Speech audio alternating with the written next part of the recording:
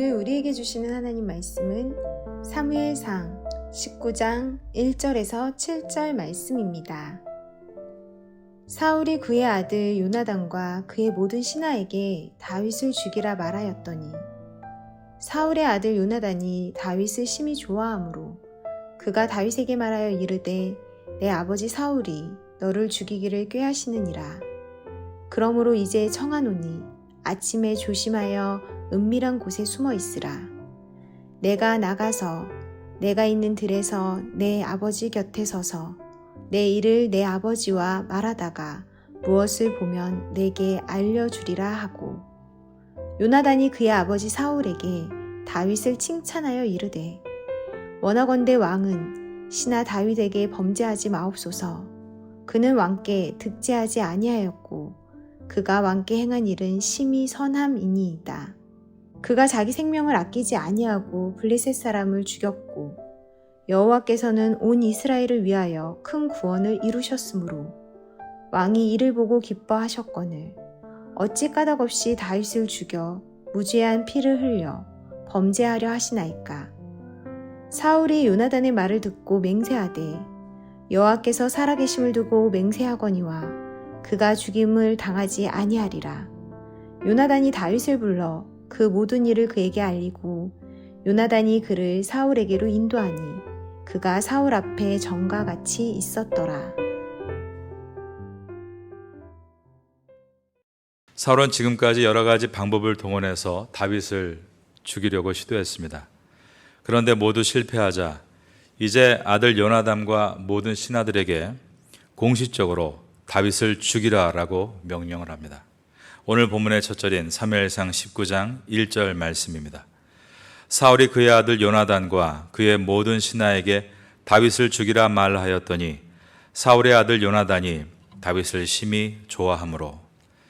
지금까지 사울은 자기 손이 아니라 블레셋 사람의 손을 이용해서 다윗을 제거하려고 했습니다. 그러나 사울의 계획대로 되지 않았습니다. 그러자 노골적으로 아들 요나단과 신하들에게 다윗을 죽이라라고 명령을 한 것입니다. 그러나 아무리 왕의 명령이어도 모든 신하들이 절대 복종할 수는 없는 것입니다. 사울의 아들 요나단부터 사울의 명령을 수용하려 들지 않았습니다. 1절 하반절에 사울의 아들 요나단이 다윗을 심히 좋아함으로 라고 되어 있습니다. 이 뜻은 요나단이 다윗과 친했기 때문에 다윗 편에 섰다는 뜻은 아닙니다. 요나단은 하나님을 경외했기 때문에 다윗 편에 섰다라는 뜻입니다. 요나단은 하나님을 경외하는 사람이었기 때문에 아버지 사울의 결정이 하나님 보시기에 바르지 않은 결정인 것을 알았습니다. 그러므로 아버지에게 신하 다윗에게 범죄하지 말라라고 직언합니다.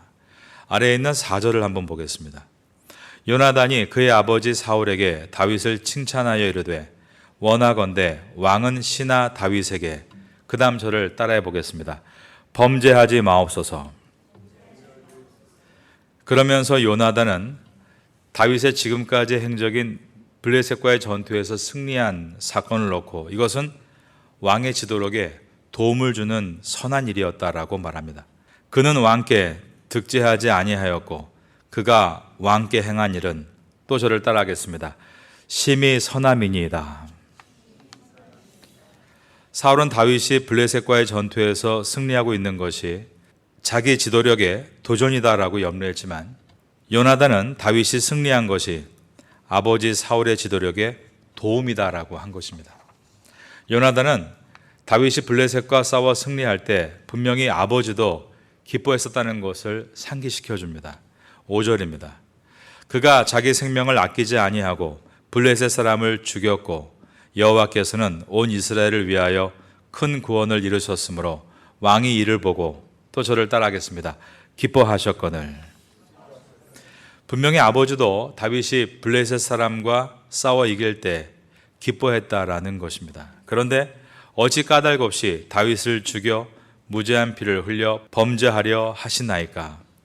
아버지가 다윗을 죽인다면 그것은 무죄한 피를 흘리게 하는 것이다 라는 말은 하나님 앞에 용서받지 못하는 죄를 짓는 것입니다 라고 말한 것입니다. 요나단의 변호는 결국 사울의 마음을 돌려놓았고 사울은 하나님께 맹세하며 다윗을 죽이지 않겠다라고 약속합니다. 6절입니다. 사울이 요나단의 말을 듣고 맹세하되 여호와께서 살아계심을 두고 맹세하거니와 그가 죽임을 당하지 아니하리라. 우리는 오늘 본문을 통해서 특별히 요나단의 우정에 대해서 생각을 해보려고 합니다. 요나단은 사울을 이어 왕이 될 왕세자였습니다. 만일 요나단이 사울을 닮은 아들이었다면 그는 사울과 같이 자기가 앉을 왕위에 집착하며 사울과 힘을 합쳐 다윗을 죽이는 일에 동조했을 것입니다. 하지만 요나단은 사울을 닮은 아들이 아니라 하나님을 닮은 믿음의 아들이었습니다. 요나단의 성품은 우리의 편이 되셔서 허물을 변론하시는 우리 주 예수 그리스도의 성품을 닮아 있습니다. 요나단의 판단 기준은 다윗을 좋아했기 때문에 다윗의 편을 드는 관계 기준이 아니었습니다. 그의 판단 기준은 하나님의 뜻에 맞는가 맞지 않는가 하는 하나님의 공의가 그의 기준이었습니다. 요나단은 가까운 사람의 편을 든 것이 아니라 정의와 진리의 편을 든 것입니다. 요나단이 아버지를 설득한 이유는 하나님의 공의를 위해서이지만 한편으로는 아버지를 향한 사랑과 염려 때문이었습니다. 아버지가 점점 세속화되어 가고 자리에 연연하고 있고 그것으로 사람의 생명마저 앗아가려 하는 것을 보면서 아버지를 아끼고 사랑하는 마음으로 직언을 한 것입니다. 가끔 자식들이 부모에게 직언을 하기도 합니다. 그런데 그 직언이 부모의 마음을 아프게 할 때가 있습니다. 보통 자녀가 아버지에게 하는 직언이 무엇이 있을까요? 아빠 술 먹지 마세요. 아빠 담배 피지 마세요. 대부분 그런 것들일 것입니다. 아이들이 무섭게 직언을 날리죠. 아주 큰 충격을 줘서 이번에는 아빠의 술을 끊게 하고 말겠다. 어마어마한 직언을 날리고 관계가 나빠지기도 합니다. 저는 술을 먹지 않고 담배를 태우지 않기 때문에 자녀들에게 그런 직언을 들은 일은 없었습니다.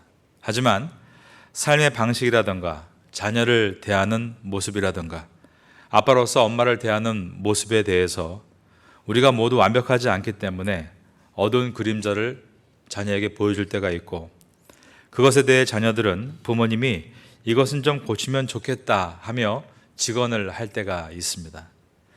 그런데 부모 입장에서는 자녀에게 설명하기 어려운 부분도 있고 부모도 잘 안 되는 것이 있다는 것을 말해주고 싶지만 그것을 다 설명하지 못할 때도 있습니다.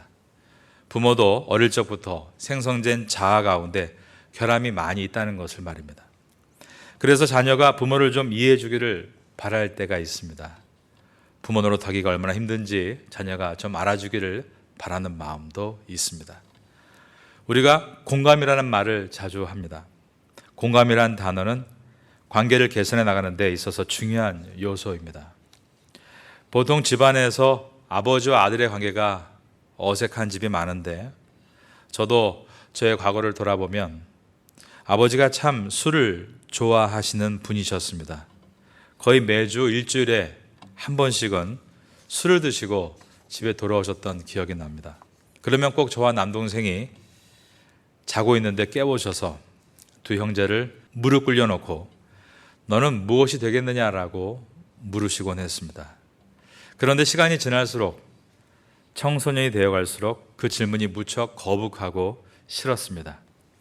제가 철없던 고등학생 시절 때 아버지께 편지를 쓴 적이 있습니다. 그 내용은 아버지가 그렇게 매주 한 번씩 술을 드시고 뭐가 되겠느냐라고 질문하시는 것이 얼마나 저희 형제를 괴롭게 하는지 모릅니다.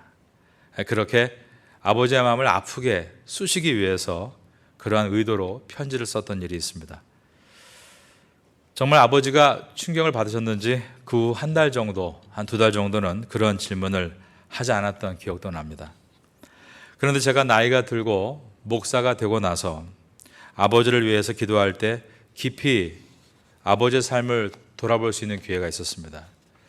그때 제 내면에 어떤 퍼즐이 맞춰지고 있었는데 아버지가 어릴 적에 할아버지가 돌아가셨다는 소식을 듣고 펑펑 우는 그 아버지의 장면이 머릿속에 떠올랐습니다. 이런 것들은 어릴 때부터 들었던 아버지의 가족사를 제 마음에 떠올리는 것입니다. 그때 아버지의 형인 큰아버지는 우리가 힘이 없어서, 우리가 뭔가 되지 않아서 아버지를 저렇게 안타깝게 떠나보내는 것이다 라고 울부짖었다고 합니다. 그리고 아버지의 형제들은 우리가 무엇이 돼야 한다라는 강박관념을 갖게 된 것 같습니다. 그래서 아버지가 자기의 자아 가운데 그러한 아픔이 있기 때문에 술을 드시면 자녀에게 그것이 나온 것이 아닌가, 그렇게 아버지를 이해하기를 시작했습니다. 그것이 제가 가진 아버지에 대한 공감이었습니다. 그 공감을 가지게 됐을 때 아버지를 사랑하게 되었고, 아버지가 천국에 가실 때까지 좋은 관계로 살 수가 있었습니다. 요나단을 보면 공감이란 단어를 떠오르게 해줍니다. 오늘날과 같은 경쟁사회 속에서 다윗과 요나단은 왕을 놓고 겨루는 경쟁자들이어야 합니다. 그러나 요나단은 공감 능력이 탁월한 사람이었습니다. 요나단은 다윗의 고통을, 다윗을 치고 앞서가는 기회로 삼지 않고 다윗을 위로하고 공감하는 기회로 삼은 것입니다. 우리 한번 2절과 3절을 보겠습니다. 그가 다윗에게 말하여 이르되 내 아버지 사울이 너를 죽이기를 꾀하시느니라. 그러므로 이제 청하노니 아침에 조심하여 은밀한 곳에 숨어 있으라. 내가 가서 내가 있는 들에서 내 아버지 곁에 서서 내 일을 내 아버지와 말하다가 무엇을 보면 내게 알려주리라 하고, 요나단은 사울의 살인 명령을 지금 다윗에게 알려주고 있습니다. 그리고 사울의 위협이 미치지 못하도록 그를 안전한 곳에 숨도록 도와주고 있습니다. 즉 요나단은 이처럼 도움을 주는 위로자였다는 것입니다. 다윗은 사울의 위협으로부터 무척 괴로워했으나 요나단의 위로로 인해서 힘을 얻을 수 있었습니다. 요나단은 다윗의 고통을 함께 나누는 위로자였던 것입니다. 여러분 주변에 요나단 같은 친구가 있으십니까? 그런 친구가 있기를 바라겠습니다. 그런데 여러분에게 다윗과 같은 어려운 위기에 놓인 사람이 있다면 여러분이 요나단과 같이 공감해 줄 수 있는 좋은 동역자, 친구가 되기를 바라겠습니다. 그리고 여러분이 어려움을 당하는 이에 요나단이 되어주시기를 바랍니다. 요나단은 공감하는 것으로 멈추지 않았습니다. 다윗에게 실질적인 도움을 주기 위해 노력했습니다. 아버지 사울에게 다윗에 대해서 적극적으로 변호했고, 다윗이 사울에게 주었던 승리의 기쁨을 기억나게 해주었습니다. 그리고 사울이 다윗에게 품고 있던 악의가 무죄한 자의 피를 흘리는 범죄인 것을 일깨워 주었습니다. 이러한 요나단의 노력으로 사울은 일시적이지만 다윗에 대한 분노를 거두었고, 다윗은 다시 사울왕 밑에서 직분을 이어가게 됩니다. 오늘날 우리 사회가 경쟁이 극대화된 사회라고 할 수 있습니다. 나라 간에 보여주는 경쟁은 부끄럽게 말할 수가 없습니다. 그 모든 경쟁의 뿌리가 우리 자녀들에게도 그대로 일어나고 있습니다. 특히 우리나라는 어린 시절부터 친구들과 합력하고 공감하기보다는 경쟁하고 외면하는 분위기가 가득합니다. 이러한 분위기 속에서 하나님의 말씀인 성경은 우리가 해야 될 일을 분명하게 보여주고 있는데, 그것은 연약한 사람의 어려움에 대해서 동감해주고 이해해주고 그들을 보듬는 일에 요나단과 같이 헌신해야 한다라고 말씀하고 있는 것입니다. 예수님은 내 이웃을 내 몸과 같이 사랑하라라고 하셨습니다. 메마른 시대에 요나단과 같은 성도들이 나오기를 원하시는 것입니다. 경쟁 사회 속에서 사울처럼 사람을 밟고 죽이는 일에만 혈안이 된 사람이 아니라 요나단처럼 사람을 세우고 살리는 일에 힘을 쓰는 사람이 많이 일어난다면 우리의 사회는 반드시 변하게 될 것입니다. 그런 의미에서 저와 여러분의 닉네임이 요나단이 되면 좋겠습니다. 늘 나는 다윗이다, 그렇게 성공지향적인 사고로 세상을 바라보는 것이 아니라 나는 누군가의 요나단이다, 타인의 아픔을 동감해주고 믿음의 눈으로 바라봐주고 격려해주는 그러한 사람으로 살면 좋겠습니다. 그렇게 칭찬하고 격려해주는 요나단이 될 수 있기를 예수님의 이름으로 축원합니다.